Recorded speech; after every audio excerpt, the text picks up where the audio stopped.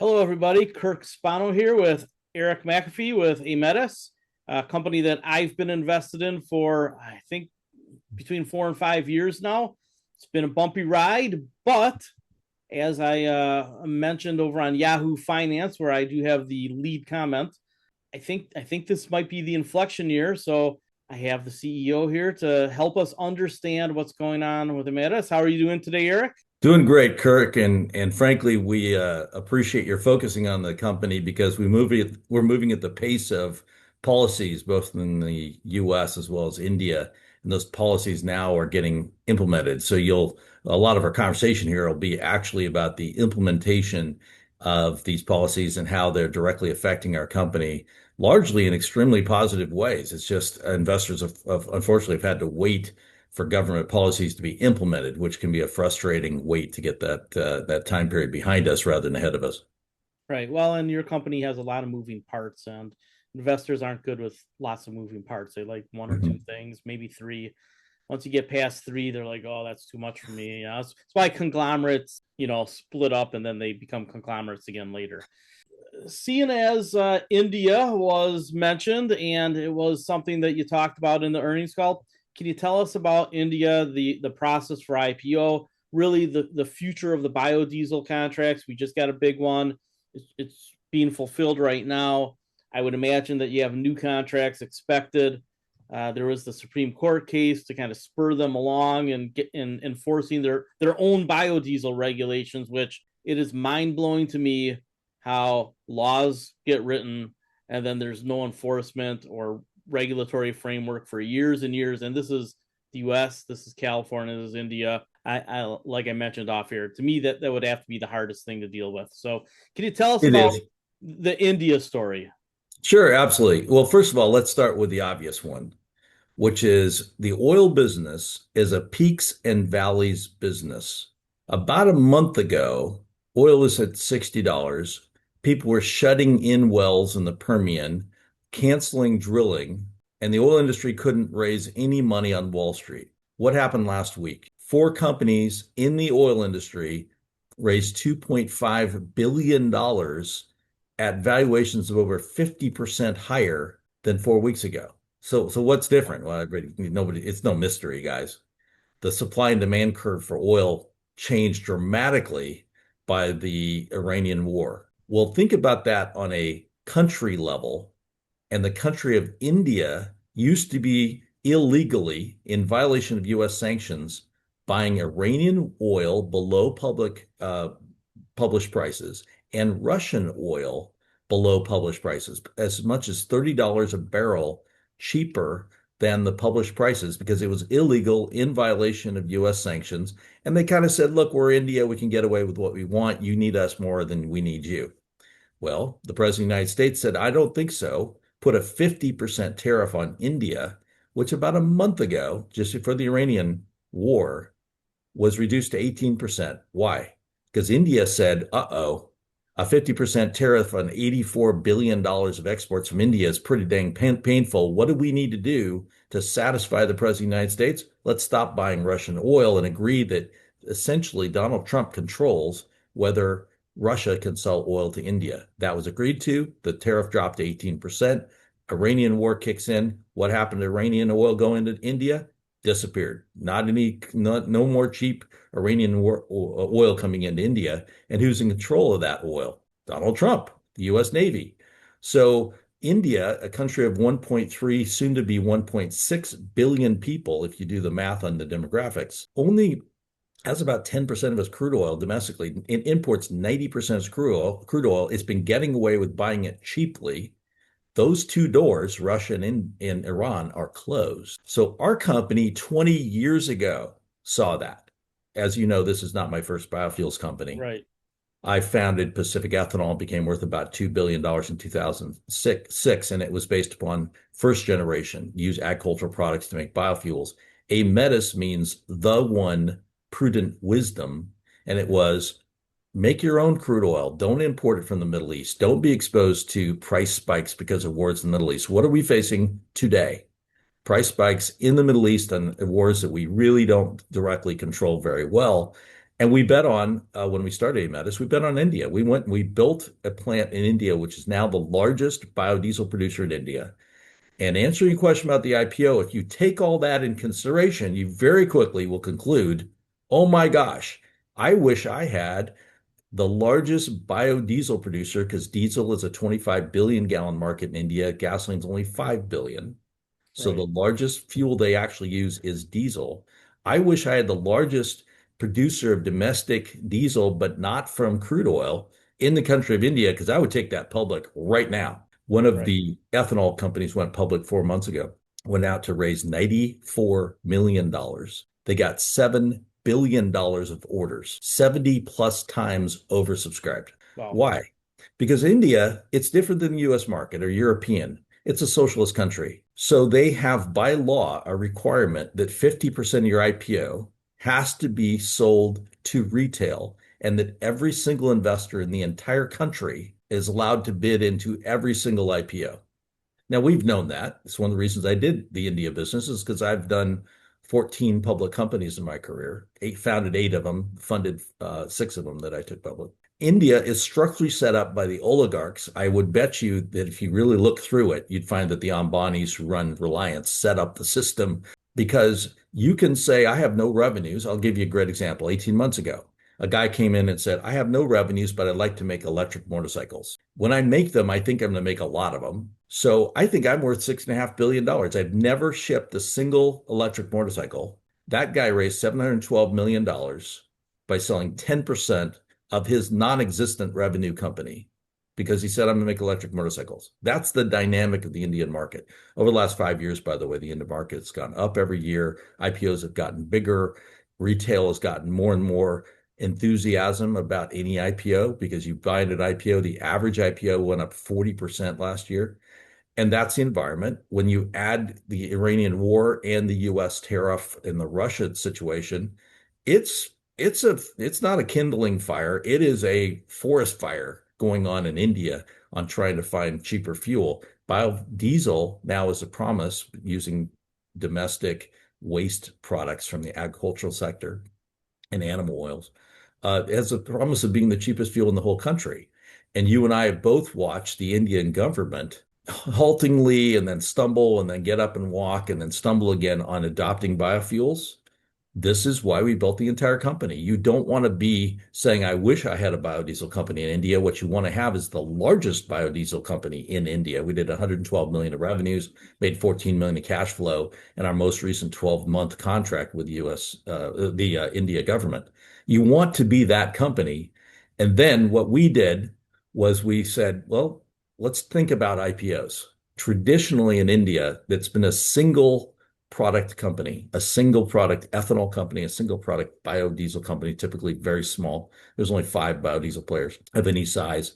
And this really, they're mostly privately held. So it's been really small little biodiesel companies, really small single product companies. Why don't we be the first diversified? So not just biodiesel, make it dairy renewable natural gas, sustainable aviation fuel, and let's take advantage of the ethanol business. Let's buy some ethanol assets cheap. So they'll be the first diversified biofuels company.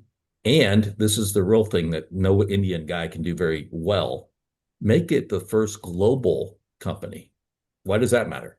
Because now we can tap into the most mature, highest incentive, longest predictability, 20-year incentive programs in place, tax credits, everything. Let's tap into that using what I'm going to call inexpensive India equity. So that's what we did.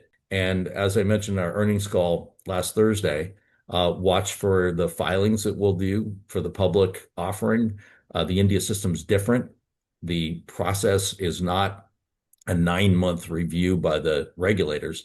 They hold the investment bankers accountable to any offering if there's misrepresentations or otherwise. So in the next few weeks, we're looking to complete with our merchant banker, get a filing on file here in the next 2 months, and be done with it in a matter of a few months after that. And that process, if we do it right, will be right in the middle of the most pain hitting from Iran. The domestic diesel prices in India have not changed at all. Why? Because they're still getting that throughput of the cheap oil they got from the Iranians and the Russians Give it 2 months, and pretty much in any scenario, even if they resolve the Strait of Hormuz this week, you still have the pain of shutdown oil refining and even oil production in the Middle East. It's 9 million barrels a day. 40% of India's oil comes directly from Iran, and that is not happening right now.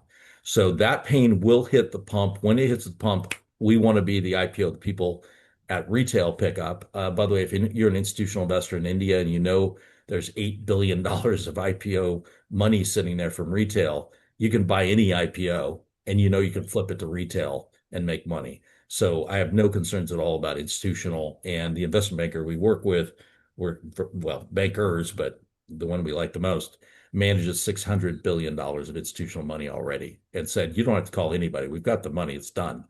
And they have 25,000 stockbrokers so they can bring in the necessary retail investors. But you literally don't even need the money from retail. The institutional will buy it and then they'll flip it to retail. This has been a strategy that's been in place not for a year, not for 2 years. We literally started the business in India in order to do this, but have been patient to wait for the right time. The hardest thing to do is to pick the right time. But when you pick the right time, your valuations are in the billions, not in the hundreds of millions. The amount of money you raise is in the hundreds of millions, not in the tens of millions. And you become the first and the biggest, and permanently probably will be the biggest in India. Will be certainly the best capitalized. Will be the first diversified play. Will be the first one tapping into U.S. incentives and almost guaranteed profitability because of the 8 years of work we did in California, and will be the institutional play in India. And so we spend a lot of time, so we do it exactly right. And it's very hard. It's hard because there's tremendous pressure to not do it right, just do it quick. Right. And I've founded 8 public companies. I've done 4 oil companies. I took on the New York Stock Exchange and Nasdaq, and then of course Pacific Ethanol became worth almost 2 billion. I did 2 technology companies, and I funded 6 companies I've taken public out of the 25 startups that I funded. I think patience is the way you make very, very, very good companies. And very good companies are the way that our shareholders get rewarded.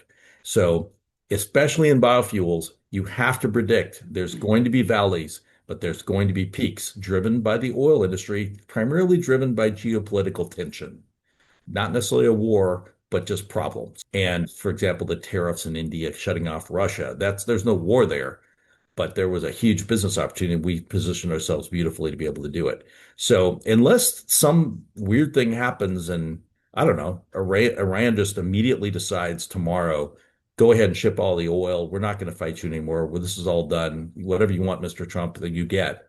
Uh, Even in that situation, I still think we're dealing with a strange oil price hike that's going to be in place for a while.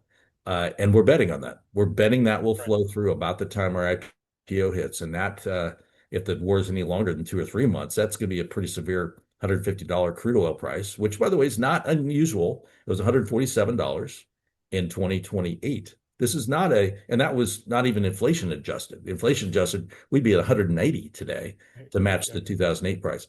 So we have, as a company, positioned ourselves to be the large beneficiary of that action, much like Pacific Ethanol. The big winner in the first generation of ethanol was a 2 billion market cap company known as Bill Gates's ethanol company, because I raised 85 million from Gates's Cascade Fund, which was me in a PowerPoint with a management team, and he gave us a 250 million valuation, funded us, and then we took it public as Bill Gates's biofuels company. This is the first global diversified renewable fuels company in a country desperate for domestic renewable fuels and a business model that works, called India. So that's our more robust understanding of what we're actually doing in India. And I do expect in the next few months, investors will get a lot of visibility and potentially a closing. Well, our plan is a summer closing that will transform the global balance sheet. When you look at our global balance sheet and there's hundreds of millions of dollars of cash on it, it allows us to refinance our U.S. debt, and people no longer be wondering about financing of projects or growth of revenue or anything. They'll just be looking at a company with a massive amount of cash, and you need more cash, a tremendous amount of liquidity in our holdings in India will still be, of course, the vast majority of the holdings in India. You want another couple $100 million, you just sell a little more of your India subsidiary. And this is all equity. We're not even talking debt yet. If you have a lot of equity, then of course you can match that with debt as necessary. So it is a transformative experience. The Iranian war, I think, just made it more obvious to people. But it's been the Right. play we've been setting up. It's just the Iranian war made it easier to get done, much easier. I wrote articles about the energy transition going back to the Tony Seba days, 2016, 17, 18. And, I always think back to an event I was at with a bunch of CIOs. And the one guy said, I've been reading your stuff since the early 2000s when you were just sending out letters and I could get a hold of them. And he goes, I always take a look at what you're doing and then I come back in a year or two because you're pretty early. So I became a better technical trader because of it. But, a lot of the things that are happening now that I had hoped would happen under Biden are in fact starting to happen under President Trump. I think there's an ebb and flow. I don't care too much about the politics, but I think there's an ebb and flow that just takes time. And I think that's what we're going through right now. In India, you mentioned being a little bit more diversified. So I would imagine you'll take some of the IPO money to continue to expand operations there. I don't think anybody on our side of the pond quite understands the rules on things like tallow and things like that. But I know that you do, so I'll run through that in the article that I'm going to write. I know you probably say it a lot, talk about that stuff a lot. The next question that most people have is really how do you refinance the debt? Because the delays have caused the debt to run up higher than we had hoped, but the equity you're going to get is going to be higher than we expected. So to me, the two things probably come close to balancing out. Could you talk about how the equity helps refinance the debt? What does that pathway look like? There's two factors coming together, both in the next few months, that make it very easy to take what is essentially bridge loan debt and extend it out of a long period of time so the annual payments are low and to get relatively low interest rates. Let's start with what our current debt is, just to clear up some what is often confusion. We have $120 million of our senior secured debt at a 5% interest rate. 120 million at 5%. That same lender, who manages six funds, by the way, has bridge loaned money into other projects we have at much higher interest rates. So why are we getting a 5% interest rate from the same guy that's got a higher interest rate? It's because it's a business model. He gives us some money. It's non-dilutive to shareholders. He gave us, for example, $30 million to enter the biogas business. Our net investment in biogas is zero. He gave us 100% of the capital to get in the biogas business. We gave him back all his principal and a bit of a profit, and then converted the rest of it all into low interest rate money. So it's a business model. He takes all of his risk off the table plus a gain. He converts the rest to low interest rates, waits for us to convert that into 20-year financing. We've closed $50 million of 50 million of USDA backed 20-year financing at low interest rates. And so what he has been able to do over 18 years is grow from being a small lender to us to being pretty large, but setting us up in these businesses that have operating cash flow or an India IPO. So the two activities that allow us to be very comfortably able to refinance on a long-term basis is the India IPO putting a lot of equity. Of course, any lender is going to look at hundreds of millions of dollars of cash and say, of course, they're going to be able to make an interest payment of 12 million a year. Look at their cash balance. Then the second item is the 45Z production tax credit, passed into law in 2022, scheduled to start January 1, 2025, which it did. But on January 20th, 2025, the new president issued a freeze on all federal regulations until a Trump appointee was in place to review those regulations. That put a hold for 6 months until the One Big Beautiful Bill was passed in July. Once the One Big Beautiful Bill was passed, what did Donald Trump do? He doubled the number of years of the 45Z production tax credit, and he substantially increased, in many cases 100%, the amount in July 4th, 2025. Why? Because it's cash to his voters. I mean, think about it. 160 million acres of corn and soybeans in 28 states. That's why Donald Trump is president. And so he supported E15. He tried to pass it in 2018. Supreme Court turned it over and said, no, Congress has to do it. We now have a 15% ethanol process going through Congress right now. He's supportive of 45Z production tax credits. So supportive, he substantially, almost 100% increased the amount of time and the amount of money. So why don't we have a bunch of 45Z cash? Well, for obvious reasons. The law says the U.S. Treasury has to issue guidance so that you know what form to file and what qualifies. That happened February 4th of 2026. That is a long time from July 2025, but it got done. No surprises. Everything's exactly what we thought. That Treasury guidance has a little link on it, and it links to the U.S. Department of Energy website. And it says U.S. Department of Energy will issue a spreadsheet. It's called the greenhouse model, GREET model. Issue a spreadsheet. Look on that spreadsheet at what your feedstock is, what your process is, and what your fuel is, and you'll know how to calculate your cash. Well, our calculation based on federal law is about $400 million of 45Z production tax credits to our company. We started the fourth quarter of last year. We sold 5 million worth on the 29th of December of 2025. But that's the beginning of $400 million of these tax credits. Over a That number of will years. happen in the next 4 years. Correct. By law, it goes for the next 4 years. It's a 5-year thing, but the first year's behind us, 4 years to go. And we're still working, by the way, on getting the 2025 calculation because the Department of Energy hasn't posted it. Now, this morning they could post it. They could post it in 15 minutes because the Department of Energy said they were planning to release their calculator at the same time as Treasury. They've been working closely with Treasury's collaborative work for years on this. This is not new federal law. It was passed in 2022. This is no surprise to anybody.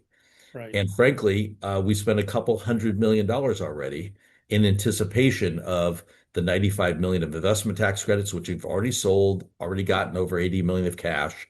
When we build something, we get cash back. We've already done that part of the business, the investment tax credits. Now it's the production tax credits. And I do until the last week of the negotiation. I was in DC, by the way, about 15 times in the last year or so, and I was there. It was 2034 was the date that the 45Z was going to end. Literally in the last week, when the solar and the wind guys came in and said, "You're cutting us way back. Give us an extra year and a half." They took the money away from biofuels and told us, "Don't worry about it. When we get to 2029, we'll just extend it to 2034. Don't worry about it. You'll get your 10-year deal. This is all just inside politics. We can't hammer the solar guys with only giving them 60 days to complete their projects. We've got to give them at least a few years." So the reality here is that 400 million over the next 4 years is really $1 billion over the next 10 years from our assets. And that's without any real growth beyond what you read in our business plan. So I think investors rightfully are just tired. They're tired of waiting. Right. Wait a minute, January 1, 2025 is a long time ago. And you haven't even gotten your money for 2025, much less 2026. And I know Treasury is February 4th, 2026, but that's just a long time to have to wait for Treasury. And now that you can't even do the calculation because it's not on the DOE website. And that's frustrating. I understand completely. Don't worry about it. But it's why Warren Buffett is a rich man. Right. Is, as Charlie Munger, his partner, said, money is made in the waiting. Yeah, fundamentaltrends.com sounds like a great website because you basically look at this will happen. It is federal law. It is aligned with the politics of both parties, right? It was passed by the Democrats, it's expanded by the Republicans. Right. It is not only going to happen, it has already happened. The Treasury's already posted their guidance. What we are in is the final implementation stage, which could happen this morning. And once it happens, we can then put our press release announcing, okay, guys, here's our calculation, but we're probably going to even be better than what's in the formula. We'll go for what's called a calculated emissions value letter. It's set forth in the Treasury. It's one sentence. It says your ethanol plant registration number blank is carbon emissions, or carbon emissions rate is what they call it. Emissions rate blank. This is your number. You get that from the DOE. You file it with your tax returns. It's automatically accepted by the IRS. It's not reviewed. It's not challenged. It's whatever the DOE puts in that one sentence. Aemetis biogas, here's your number. Aemetis ethanol, here's your number. And that is what's already in federal law. We are literally watching the implementation of the spreadsheet update. And we do make money on what I call the Biden rate model. This was January of 2025. It's fine.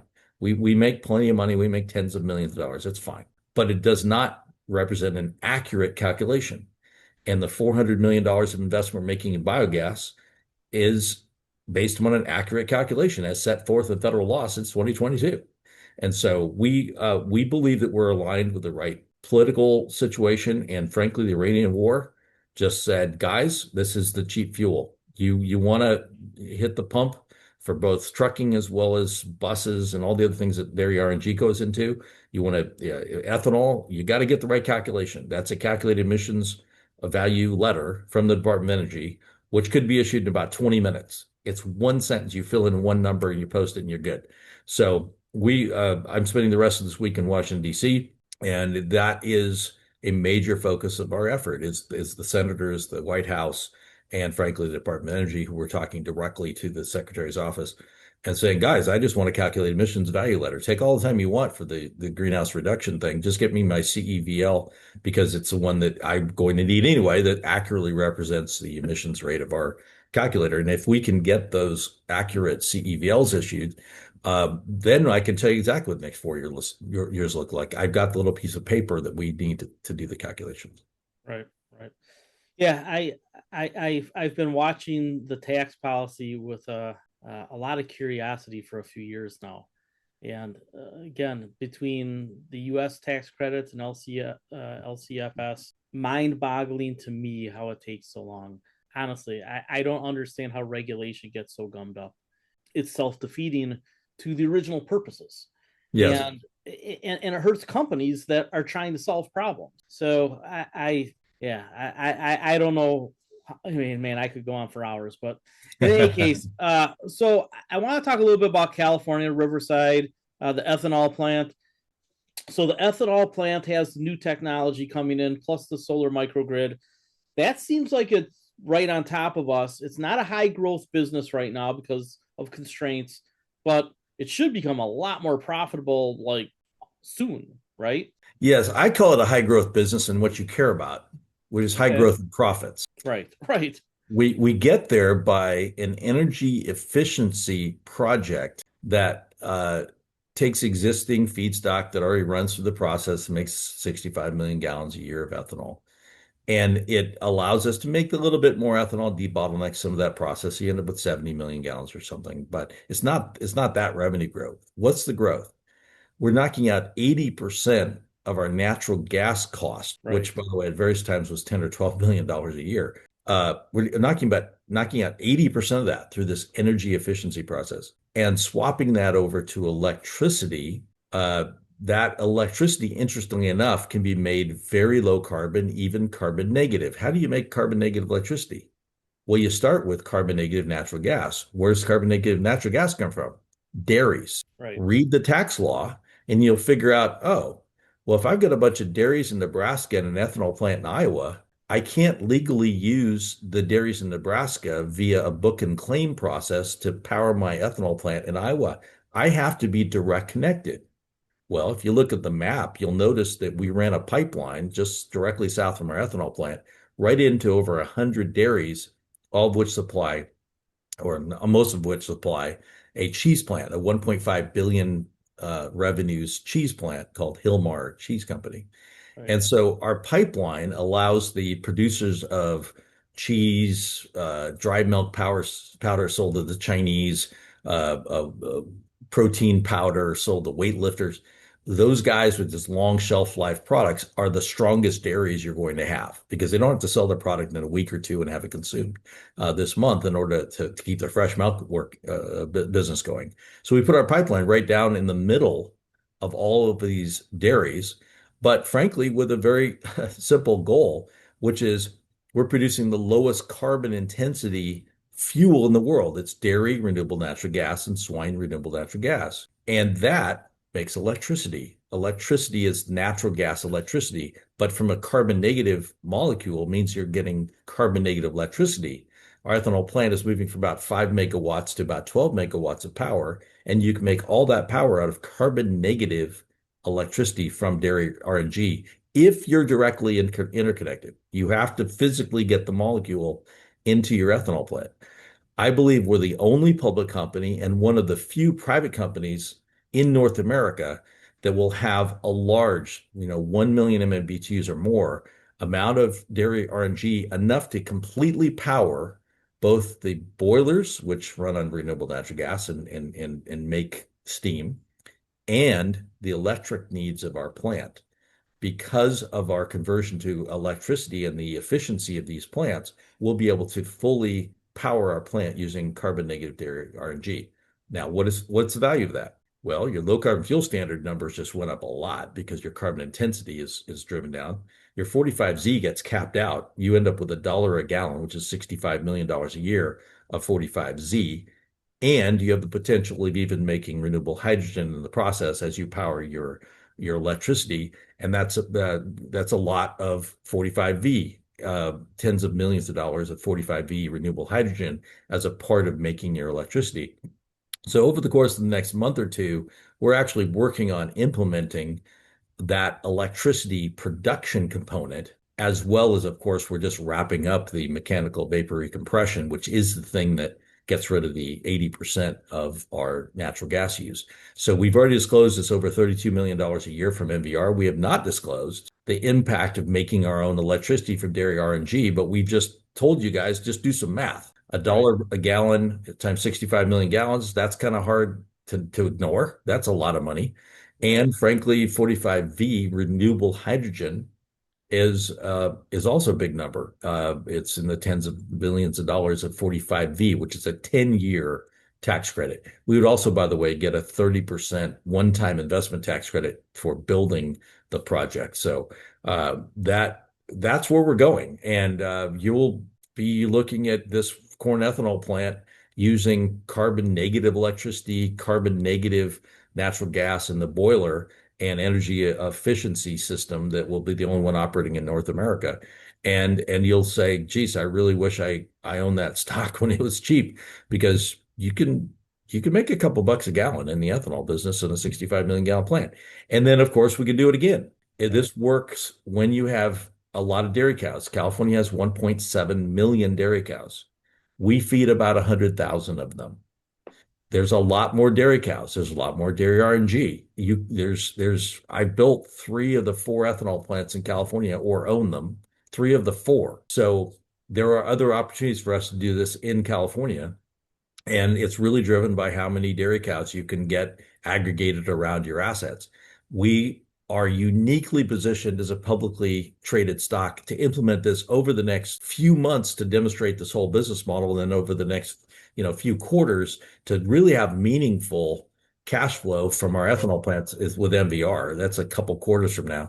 And then as we implement this renewable electricity from carbon negative dairy RNG, we completely remove our need to have to find third parties to drive trucks and the like. I think you know this, but we have our own fueling station on site that will be implemented this coming quarter. So we'll just fuel our own trucks. We don't have to give away a big discount to third parties. This is being built on the idea that we use our own waste products to power our own facilities and then create lower carbon molecules. And it's not that hard to do, except you have to have 100 dairies, and you have to be close and have to be connected by a pipeline, and you just can't physically do that in a lot of places in the world. And certainly California, with its 1.7 million dairy cows and 1,000 dairies, is exactly the way to make this play. And of course, we can do the same thing with our sustainable aviation fuel. Where does electricity come from? Where does the heat and power come from? Carbon negative renewable natural gas, directly interconnected, same math.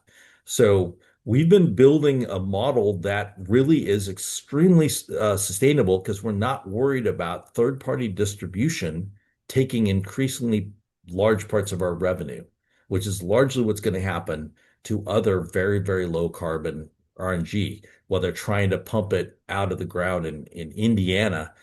and try to sell it in California, they have no retail distribution and they have to just give, I don't know, FedEx, UPS, Amazon, whatever they want in order to run the molecule for a given supplier out of the Midwest. We have built it on the idea we'll have our own fueling stations, we'll have our own industrial use in biofuels, which monetizes the full value of the carbon negative molecule.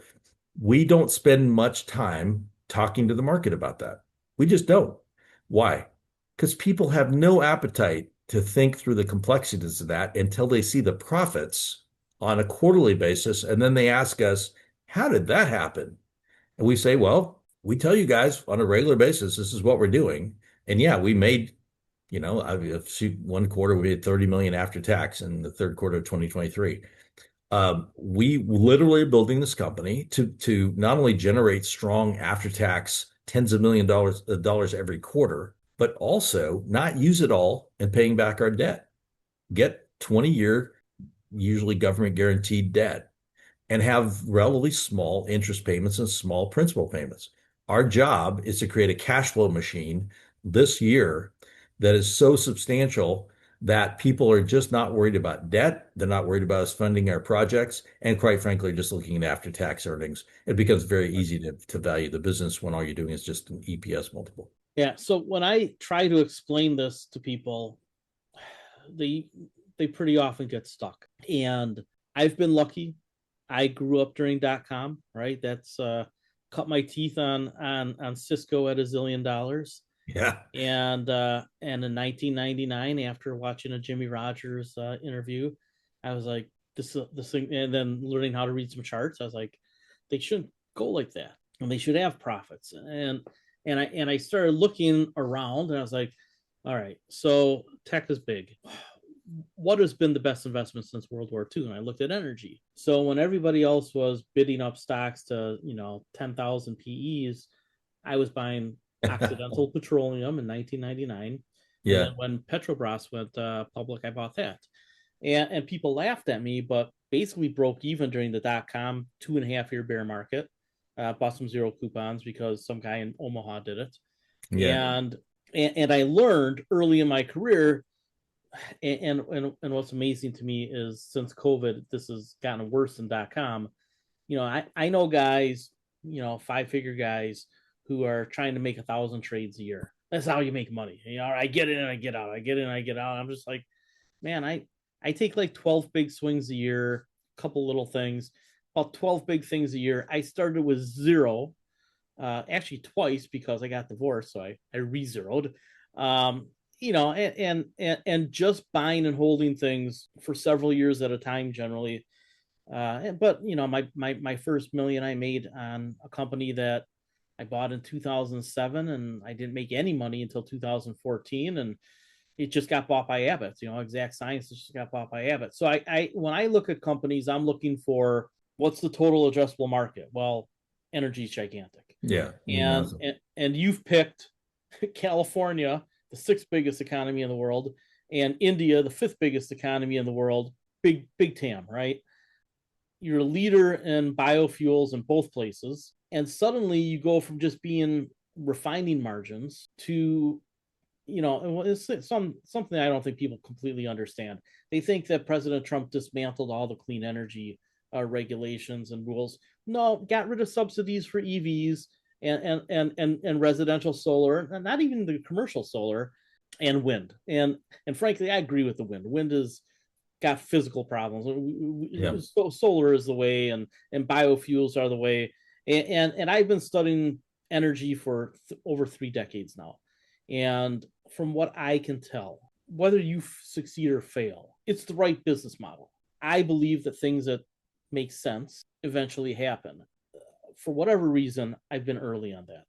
I think, and correct me if I'm wrong, the ability to help with this transition at a spot where I think we're probably close to peak oil and gas supply, and we'll be on that plateau for a while. But, the era of easy to find, cheap oil and gas, probably over, right? Yeah. So how do we transition over a generation or two, to different things? And I look at biofuel and I'm okay, well, we can reduce agricultural waste, which is, I don't remember if it's second or third, but it's one of the top waste, pollutants in the world, right? Is the methane. Yeah, So, especially when you burn fields in India, you have 8 months a year of smoke up against the Himalayas because it has nowhere to go. well, if people just go on YouTube, they can see what that looks like. Yeah, You just take a look, just put air quality in India into your search engine on YouTube. It's unbelievable. I mean, people yeah. wear masks Yeah, nonstop. 1.6 million people a year die according to the India government because of Mhm. poor air quality in India. Right. So this is something that I think is coming, and what folks I don't believe they wrap their heads around because math is hard. If you have basic refining margins, right, and everybody loves Marathon. I invested in Tesoro way back when, Hmm. and I just saw Tesoro and Western or whoever they merged with and became Marathon Petroleum, all those companies. The curve over 10 or 15 years is pretty spectacular, right? So you take a look at how this is going to develop, and you're like, biofuels make massive sense because you're capturing agricultural waste, which otherwise just adds to the climate change problem. And and now instead of just being a refinery, you have all these tax credits that are going to be there. I mean, if President Trump's not getting rid of them and this Republican Congress isn't getting rid of them, they're not going away, right? Yeah. Because there will be an ebb and flow. Democrats will come in and probably make them stronger. Maybe whatever that ebb and flow is, the rhetoric versus the math versus the long term goals, they're all heading in the same direction, from what I can tell. So we've really touched on all the big things. I can in the article that I'm writing, I can go over some of the other things. I have just a couple of niche questions. Can you explain the carbon capture business as it seems to be developing? And then, just I don't know if this is still in silent mode, but Ford and Hyundai and Volkswagen all doing range extenders suddenly. Any thoughts about that? Well, let's talk about CO2 first of all. Okay. In the one big beautiful bill, one of the things that the president and frankly the Republicans that controlled both the House and the Senate and got it passed, one of the things they did was made the reuse of carbon dioxide have the same life cycle value as the sequestration of carbon dioxide. Now, the calculator coming out from the Department of Energy needs to include that language, Right. but we already reuse our CO2. We put it into trucks after running it through a $20 million facility that cleans it up and compresses it. And we take it out to local food production. They use it in a variety of different food processing steps. And under the math of the one big beautiful bill, that is a tremendous business for us, is reusing the CO2. Okay. Because our biofuels production produces CO2 in a variety of ways. 40% of biogas that comes out of a dairy is CO2. So you strip out the CO2, and in our facility, we already have the integration to be able to reuse that CO2 and monetize it. Our ethanol plant, 150,000 tons, the largest renewable CO2 producing asset in the entire state of California is our ethanol plant, where to reuse that CO2. Sustainable aviation fuel and renewable diesel, a couple 100,000 tons of CO2 produced from that. So by taking our own CO2 and reusing it or sequestering it, we optimize the amount of 45Z and 45Q. These are tax credits that we obtain from doing that. Our own sequestration well, though, is 1.4 million tons a year. In our business model, we only generate a little over 400,000 tons a year. So there'll be 1 million tons a year available for what? For the 10 million tons of CO2 produced by the oil refineries in California, 4 million tons by Chevron alone. Wow. And so the sequestration of CO2 from oil refineries is a couple $100 a ton of value. And multiply that times 1 million, that's a couple $100 million of value that we get to obtain because we take some CO2 from a natural gas fired plant. We take it from a cement plant. Pemex in California produces several million tons a year of CO2, oil refineries, et cetera.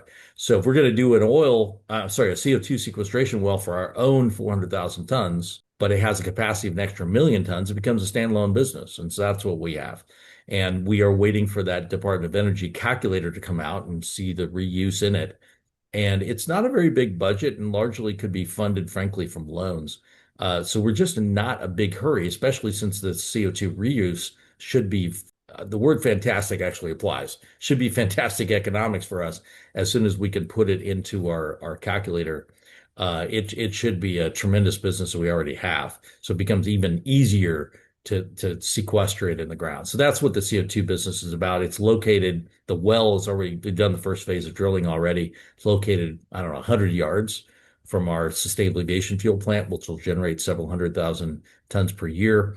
And so it's a part of the business model that says if you're going to produce a whole bunch of CO2, you might as well make it into a business. Yes, it's optimizing to the tune of 100 million a year of positive cash flow from our molecules. I get it. But that's a million tons of capacity somebody else can address, which generates another couple 100 million worth of revenue, which is a 50% plus business in terms of margins. So it is, I don't talk to investors a lot about it. It's just something we do. And when you see popping up on a quarterly basis, oh my gosh, where'd you make that extra 10 million? They'll say, it's that CO2 injection well that we've been telling you guys about. And it's if a person want to sit down and just look at our full business model, they say, wow, that's the logical thing to do. You're the largest producer of renewable CO2. If you sequester it, you could have extra capacity and you could use that capacity for other molecules, but the whole thing's built. It's already paid for. That sounds like a whole margin that you get without putting any more money. The compressors are there, the well's there, your trucking and rail capacity is already there for own molecules. Sure, you do an extra 200 million a year if you had a well that could do that. So that business, according to Darren Woods, the CEO of Exxon, his projection was within 10 years, that business of sequestering CO2, and by the way, reusing CO2 for other uses, will be a better business than the oil business. More predictable, higher margins, infrastructure that's a monopoly, essentially, pipelines and the like. And this is the CEO of Exxon saying, I want to be in that business. And he bought Denbury Resources for $5 billion to give him a pipeline system and a gathering system. And Exxon's executing on the CO2 sequestration and reuse business. That is a part of the renewables business. Right. It is a part of us being the largest renewable CO2 producer in California, and it is in our business plan, and we're executing against it. I am not willing to do heavy dilution of shareholders to go do that business. I'm not. It's going to be driven by cash flow from you're a large operations and tax shareholder. rates. So again, Right? You're a large shareholder. You don't want to be diluted. Guys, you've got a shareholder-run company here. That's what you've got. Our management team is large shareholders on their personal balance sheets. They've done very, very well. Each individually have made millions of dollars in this business as shareholders, and they see the shareholder value is where their goals are accomplished. And I don't know, I can't remember 10 years. The first 10 years I ran the company, I took, I think, $1 a year of salary and just got criticized that I wasn't spending time on the business. And it would do so much better if I would only, not have my attentions on other businesses, et cetera, et cetera. And so finally I said, all right, here, I'll hand it over to the compensation committee. You guys just make it look like it's the right number. And there are other CEOs in our industry that make $4 million a year, and I don't. But I've told our comp committee, guys, we're not here to make a living on salary. It gets taxed 50% anyway. We're here to get the shareholders to be the millionaires. And the more we're shareholders, the better off we all are. It aligns our interests with the people supporting our business. And so we're just very unusual in that we are a shareholder-led company, which makes us very patient, which is frustrating for traders. It is. I get it. I get it. But I have to listen to them, right? And I have to fight the FOMO. I can make money over there. Maybe you can. I mean, I know that single-digit returns are the long-term reality for most people because they overtrade. So, show me the incentives, and I can show you the outcome, right? I mean, Charlie Munger. So, one of the things that critics will say is, well, Third Eye is charging them so much money. And, I always point out, Third Eye has equity in this company. Yes. They really do well if the share price goes up. And I try to point that out to people and they don't get it. So, Yeah. I touched on the CO2 and the carbon capture because my belief, I might be wrong, is that climate change is serious. And I think enough people believe that we have played a role in it, right? It's not all volcanoes and sunspots, that the big oil and gas companies, particularly Chevron and Exxon, who are pretty connected, is what I hear, they are uniquely situated, along with Occidental and some of the other companies, to actually lead in carbon capture. Yeah, the current themes are those are free benefits that you get from Right, having a less expensive fuel. So right, affordability, which right, both Democrats and Republicans have for real challenges in fuel affordability. That directly hits the voter. Every time they get in their car, they're driving past a bunch of signs telling them, don't vote for the current guy in charge right, because that number is really right. high. So Daily reinforcement. daily reinforcement of fuel affordability.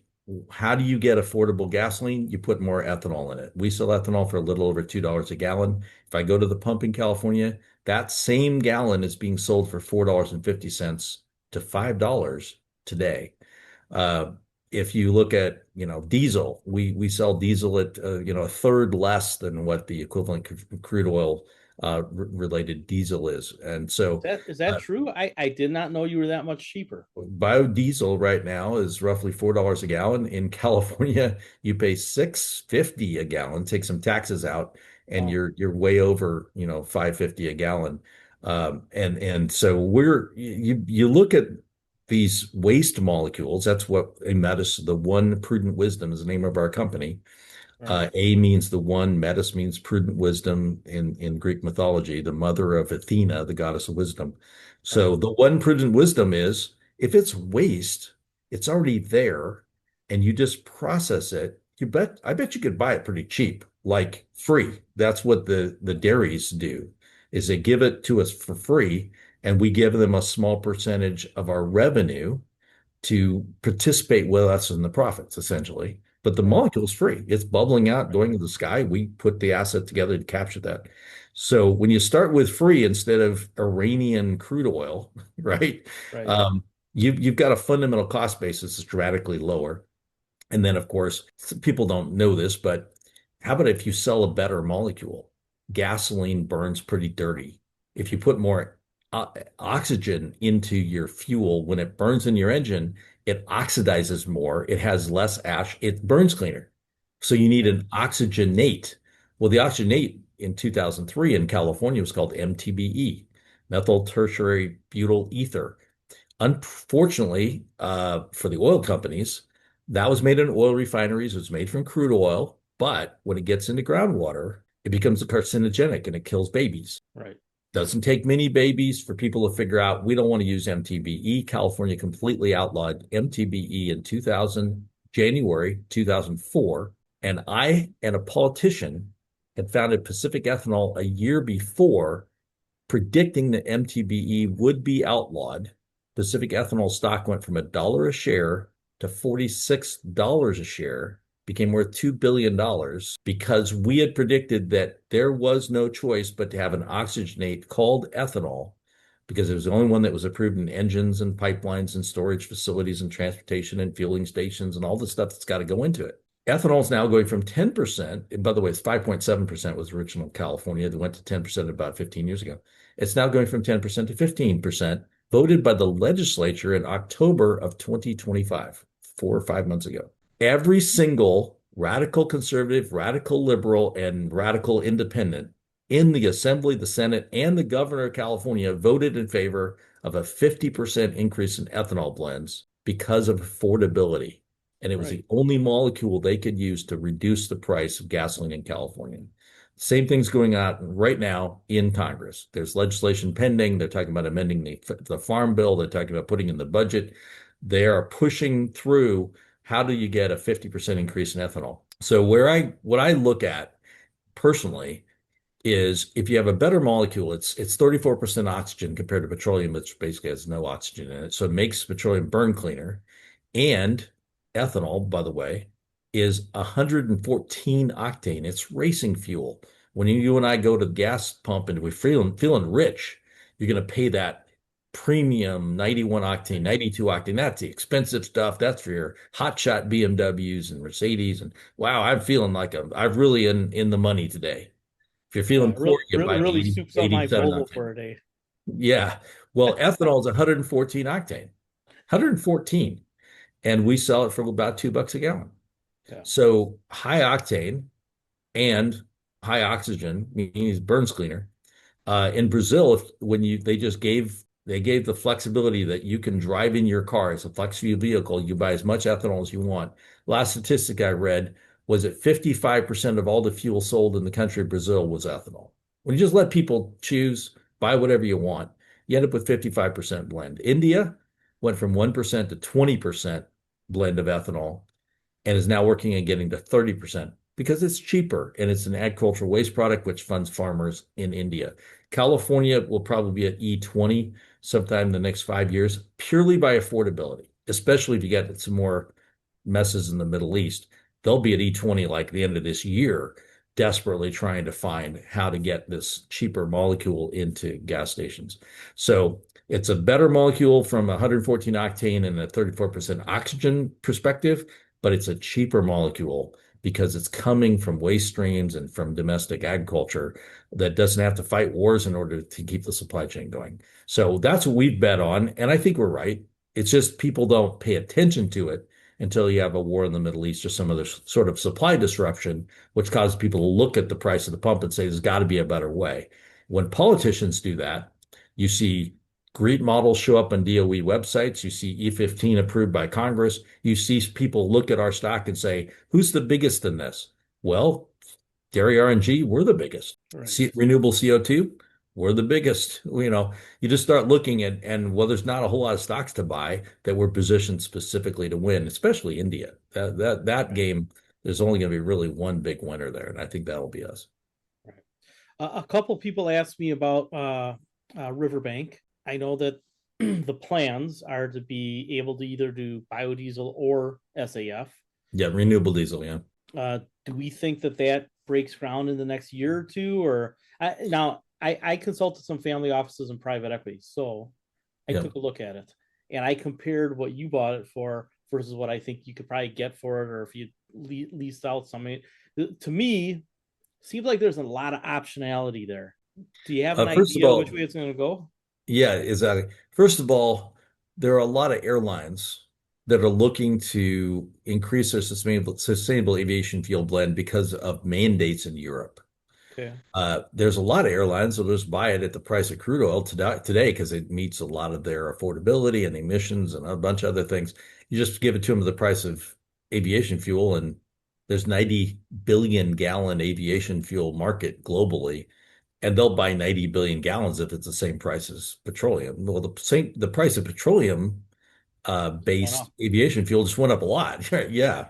So suddenly, what used to look like a premium for SAF now sounds like a discount. If we look at the prices that are in the business model, they're a huge discount to the current price. And at the time we did them, crude oil prices are really low. And gosh, it looks like we get a little 10% premium. No, no, no. This is not a little 10% premium. We're actually at a discount of petroleum. So if we just sell at the price of petroleum, you can sell that price all day long. So the environment we have with the 45Z production tax credit and potentially the 45V 10-year renewable hydrogen production tax credit as a part of the business model. Produce the electricity, use it renewable hydrogen, put that in place. Yes, we're well positioned. We have a fully permitted plant. We could break ground this week. We are waiting for the calculation of revenue to be clear enough so that the airline off-takers can confidently say, yep, that all sounds to me like it's going to be the price of petroleum or a slight increase above that. They're almost all airlines are willing to pay some sort of premium.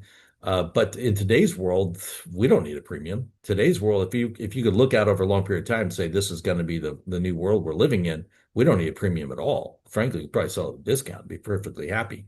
But we are projecting, as everybody does, that the price of crude oil will be going up and going down. This is a great time to move forward on a sustainable aviation fuel project because the price of aviation fuel is high. And we do think that sometime of next year we'll see great progress in that process.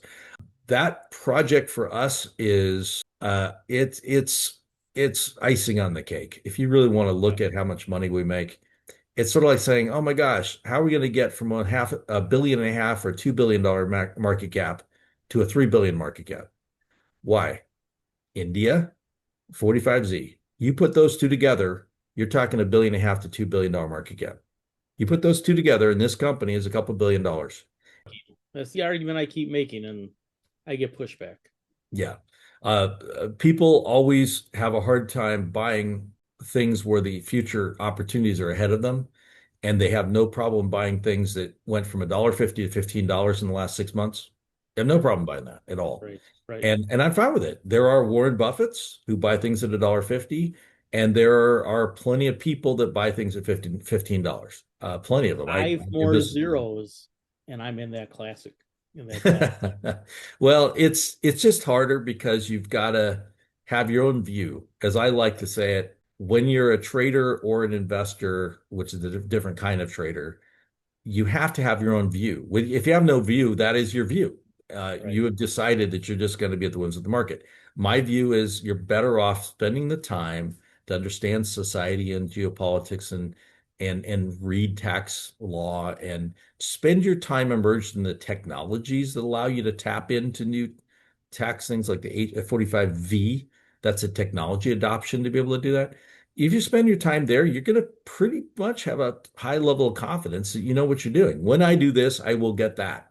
And so we've spent our time doing. And I'm really happy where the company is. The frustration of investors is perfectly valid, absolutely Right. valid. But I spend at least an hour of my day and sometimes 2 hours talking to new investors who have never heard, in many cases, about the entire industry. And I can tell you, out of the calls I've had in the last 6 months, not a single one of those investors got to the end of the call and said, "This is a dumb idea. It's not going to work. You're going the wrong direction." Not a single one of them. Every single one of them said, and this is large family office, large hedge funds, long short guys, the whole gamut. Every one of them said, "All right, I'm going to be watching for those milestones. And you know what? This looks really cheap net right now. Maybe I should buy some right now anyway." Yeah. That's where we are as a company. And I think I think you give us 3 to 6 months and you'll have a lot of these milestones actually behind us. And people will then be saying, "Yeah, but I'm looking for that debt refinance to happen." And I'll say, "We're not even at 2026 yet. But look at our cash flow from operations. Look at our India IPO. Look at the cash balance we've got on our balance sheet. Right. There's stuff that we're doing before we do the debt refinance that once the debt refinance is in place, then frankly, the big institutional guys should just own 30 or 40% of the company." Right. Well, I'm expecting them to buy a lot more than that eventually. But the thing that I try to explain to people, and I try to simplify it as much as I can, is I just try to say, look, there's a finite amount of oil and gas. And this is, and then I run into the wall of people not thinking that climate change has anything to do with us, but that's not my audience. For the people that I talk to, climate change is a thing. And policy, right? If we just follow the money, which grandpa's advice, right? Follow the money if you want to know what's going on. Policy is in place and it hasn't gotten weaker. I mean, a few things that are rhetorical and high profile got changed, but really the progress of everything that's going on. And again, I remind people that we're not really hurting big oil here, and big oil's got, they got some sway. So I think that this just all keeps going. And to me, it's there's an analogy between renewable fuels and recycling, essentially. It's that circular system that you talk about. And when people can wrap their head around all the waste that comes from agriculture, cement, and fuel, and you figure out a way to contain that. So instead of creating new CO2, you are reusing it somehow. Or Uh, sequestering it, right? yeah, I mean, it just makes a lot of sense. It's a slow moving animal, though. I like telling investors we are a part of the oil industry. Yeah, Low carbon fuel absolutely. standard gives the oil industry an option of coming out and building out 75 dairies, putting the 36-mile biogas centralized cleanup interconnect. By the way, that takes 5.5 years to do that. Why? 3.5 years just to get the interconnect, another 2 years to get your pathway approval in California. 5.5 years minimum. I don't care whether you're Citadel. It's 5.5 years from the day you write the check to the day you get your first full revenue. It's 5.5 years. And an oil company looks at it and says, "Look, Eric, that's $400 million spread over an 8 year span, and I got to go talk to a bunch of farmers. I can't do that. You go do it. Right. Sell me the little piece of paper. When the little piece of paper costs me too much money, I just buy the whole company." And I was told by a guy who's number two at Chevron, "Eric, I'd rather pay you $5 billion and not have to waste the time and effort to do what you're going to do. So Right. you go do it." Two of my six board members are directly from Chevron, including a lady who worked there for 38 years, and 20 of those years was the first corporate officer of Chevron Corporation in the history of the corporation. For 9 years, she's been the chairman of my governance and nomination committee. She was the corporate secretary of Chevron Corporation for 20 years prior to joining our company.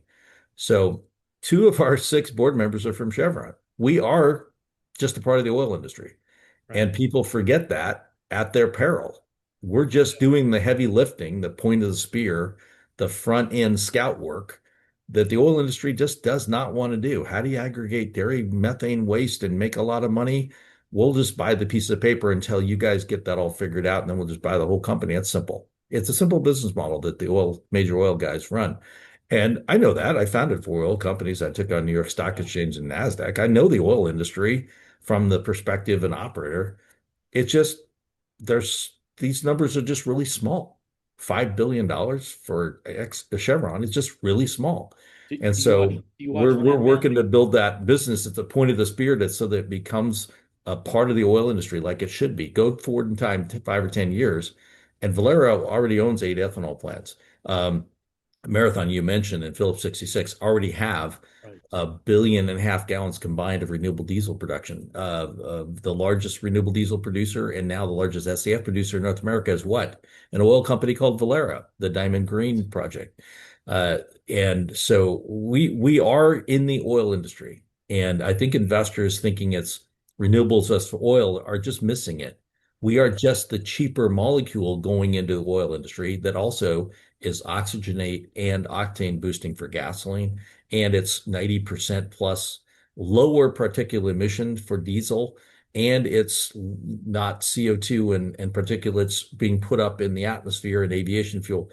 It's just the better fuel that people need in order to meet environmental mandates that are happening. It's just at the pace of a glacier coming down the hill, so most investors just have a hard time waiting. Right. Do you watch Landman? Oh yeah, love the landman. So when I was watching that show, and I've been out to the Permian, I've been to all these basins. I've been there. That show is spot on. I mean, it's right there. But the analogy I would have for you is with the farmers, you're kind of doing what the kid did, picking up the small needle. 100%. But you should put it 100%. together.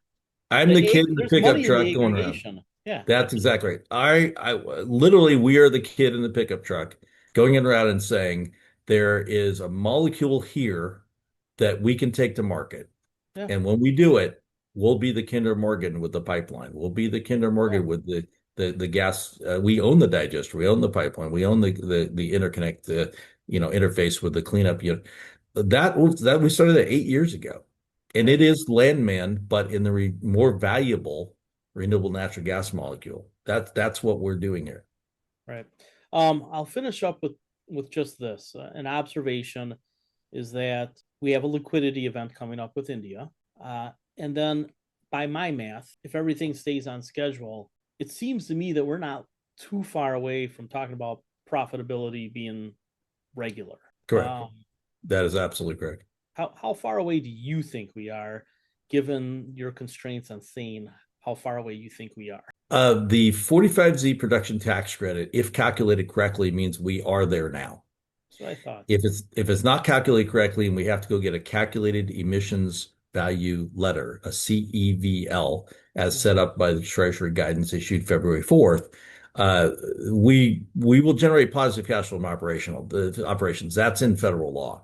The question is, will we have enough to completely offset the depreciation and amortization, the non-cash things, including interest, that would show a quarterly after-tax profit. That's if you don't calculate our 45Z correctly, specifically for RNG and ethanol, then you don't get those big enough numbers to fully offset those non-cash events. Now, we're positive cash flow from operations already. That's already happened. Now it's just getting the debt refinanced so you have lower interest rates so that our earnings per share is higher, and the 45Z needs to kick in order to, get the right calculation. But a positive cash flow from operations sets us up for a great India IPO, putting a bunch of cash in the company, and then, quite frankly, just a refinance that's already in process, by the way, which stretches everything out over 20 to 35 years. Municipal bonds can be up to 35 years. And that's all happening this year. That's what we're doing this year, is translating this 45Z monthly positive cash flow and the India IPO liquidity event into the ability to have long-term, relatively low interest rate debt. And we already have 120 million at 5%. So it's Right. it's not as heavy as lift as people might think. The people who are financing the debt and have for a really long time, 16, 17, 18 years. It's 18 years, yeah. 18 years. That's, I mean, the guys on X or Reddit want to say, oh, well, they might just suddenly stop lending to them. And I'm like, they're shareholders. Why would they do that? Yeah. Well, the good news is that largely they're not lending to us. We're just paying them a lot of money. Yeah. Largely, if you look At back over the last number of years, we have had agent small amount, a couple $1 million at a time, but fully repaid within a few weeks. Literally, they're a partner with us over 18 years of growing the business. They have achieved their goals, which Right. are high yields, multiples of repayment of original amounts. We've achieved our goals, which is hundreds of millions of dollars of equity investment without shareholder dilution. And just as a little reminder, our board of directors approved an $80 million stock buyback just a month and a half or 2 months ago. $80 million stock buyback. So we would be well positioned to be able to optimize shareholder value, shrink the number of shares outstanding, take advantage of the market, not understanding the underlying value of the business, and drive up the shareholder value as a result. Right. Well, and a higher share price, makes financing anything Much easier. right? Exactly right. Yeah. All right. I appreciate your time today. Yeah, thank you. Happy St. Patrick's Day. Yeah, thank you so much. I'm headed off to Washington, D.C. right now.